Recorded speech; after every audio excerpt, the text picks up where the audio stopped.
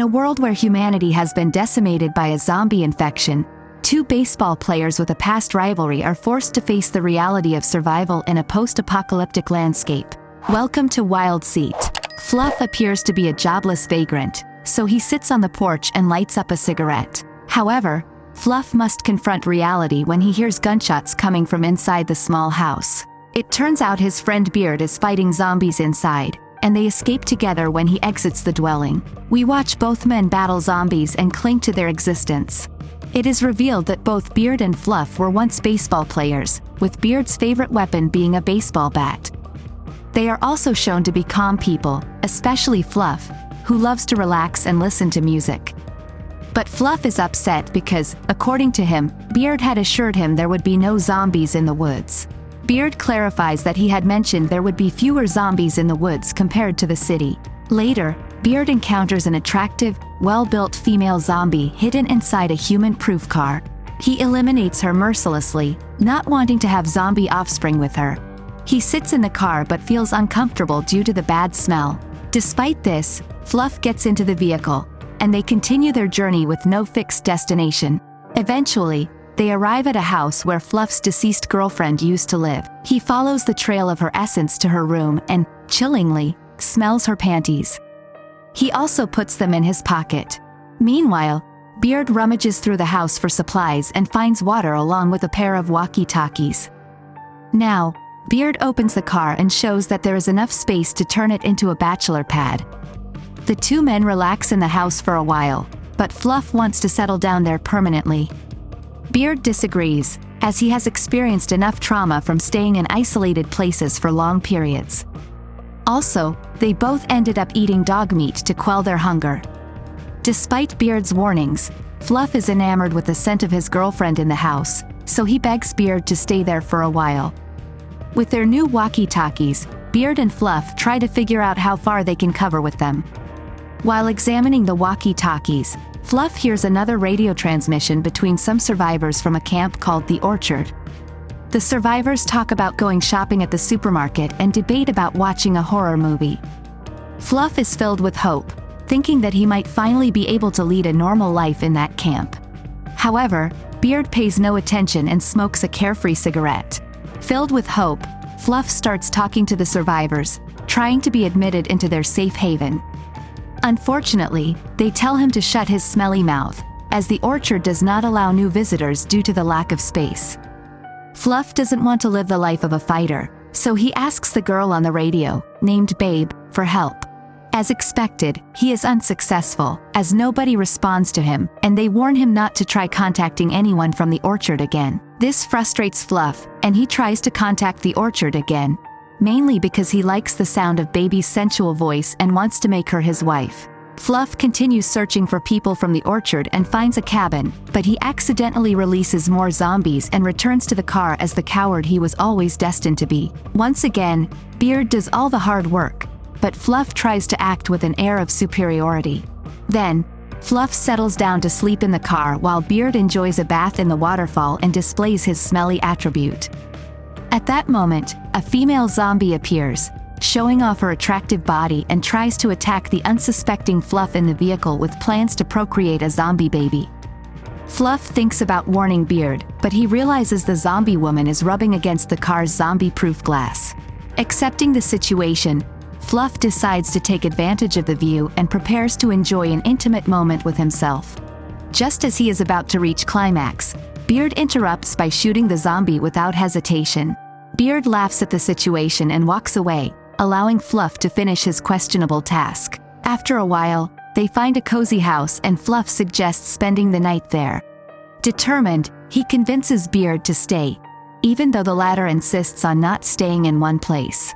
Fluff retires to his room and tries to contact someone from the orchard camp by radio, hoping for a response. Just as he is about to give up and go to bed, Babe finally answers him. She explains to Fluff that the camp is not what he thinks it is, but he doesn't care, as he's only looking for an easy solution. If you're enjoying the video, please give it a like. It only takes a second, and it helps me out a ton. Palooza is found sleeping like a newborn piglet, and Barba decides to play a prank on him the next day. Barba finds a zombie with its mouth gagged and puts it in Palooza's room, locking him in with it.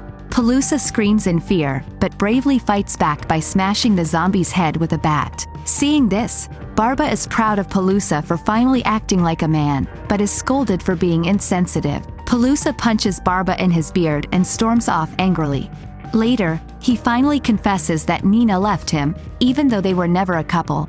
Barba doesn't think much of it, but Pelusa is downhearted, so Barba decides to cheer him up.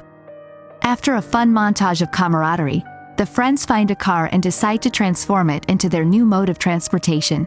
However, Pelusa notices that the car's engine is still warm, suggesting someone might be nearby.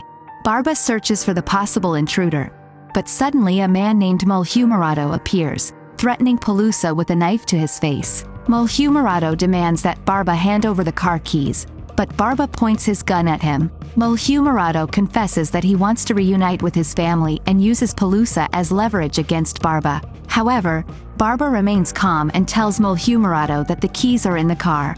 Barba puts his gun away and Mulhumerado releases Pelusa before getting into the car.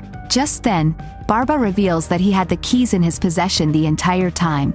Accepting defeat, Mulhumerado flees, but Barba shoots him and finishes him off for safety. Pelusa tries to act dominant again, and Barba feels exasperated, but at that moment, another vehicle arrives. Barba points his gun at the newcomers, a woman and her burly bodyguard, Grange. The woman wants to avoid trouble, so she negotiates with the two men to let her refuel the car and take it away, as Mulhumerado had stolen it from her. Then, Pelusa realizes the woman is actually Nina and calls her by her name.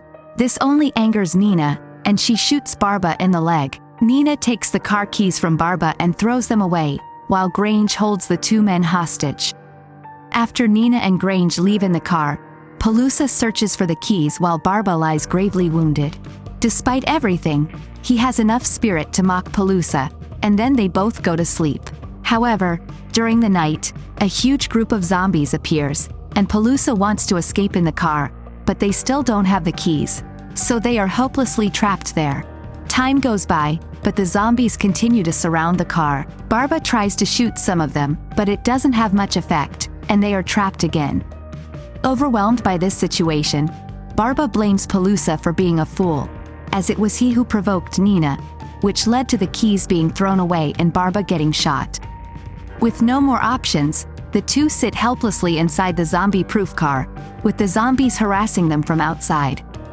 Water begins to run low, and Pelusa starts losing patience, undoing all the progress he had made earlier with Barba. Pelusa turns to music to cope with the situation and covers the windows with fabric to avoid seeing the zombies. Food supplies are already scarce, so both are in a tight spot. Barba can't take it anymore, so he suggests that they should get drunk. Pelusa doesn't think it's a good idea, but eventually decides to join in the fun. Unfortunately, their situation doesn't improve, and the zombies continue to harass them. Barba decides enough is enough and tells Pelusa that he should try to get out of the car and look for the keys. Pelusa accepts this proposal and finally shows bravery. He exits the car through the sunroof and seemingly sets out to search for the keys among the numerous zombies. Barba is left alone and tries to distract himself, but it doesn't help that the zombies haven't moved away from the vehicle. Barba lights a cigarette hoping to relieve some of the stress he's facing and contemplates his next course of action. The overall anxiety begins to rise in Barba because he doesn't know if Pelusa will come back alive with the keys. As he continues to worry about what's happening outside, Barba finally gets some relief when he hears Pelusa's voice. His hope is renewed as he opens the sunroof to let Pelusa in. However, when Barba asks if he found the keys, Pelusa once again proves his uselessness. He reveals that he was bitten and still couldn't find the car keys.